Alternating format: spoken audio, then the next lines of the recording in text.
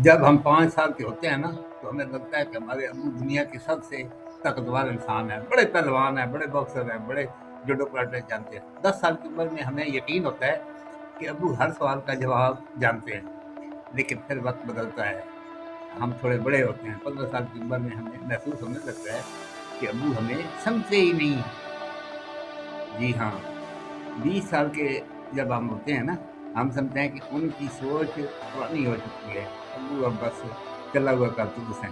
मगर ज़िंदगी ऐसा-ऐसा हमें वो सबक सिखाती है, जो किताबें भी नहीं सिखा सकती। वो और 30 साल की उम्र में हम अक्सर खुद से कहते हैं, अब्बू कहते तो ठीक ही हैं। अच्छा, लेकिन इसमें हमें दूसरे बहन भाइयों और माँ की हमायत बड़ी हासिल होती है। 40 साल की उम्र में हमें एहसास होता है कि अब्बू जैसा इंसान बनना इतना आसान नहीं जितना हम समझते थे।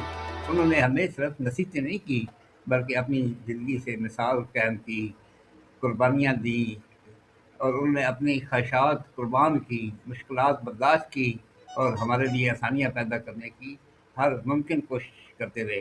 50 साल की उम्र तक पहुँच कर हमें नज़र आता है कि पूरे घर का बोझ खामोशी से उठाने वाला शख्स दरअसल हमारे अब्बू थे।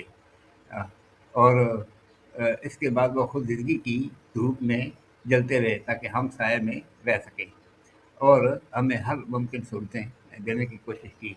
और सबसे तल्ख़ हकीकत ये है कि अक्सर लोग अपने वालिद की कदर इस वक़्त पूरी तरह समझते हैं, जब वो इस दुनिया में होते ही नहीं, पहले ही गुज़र जाते हैं।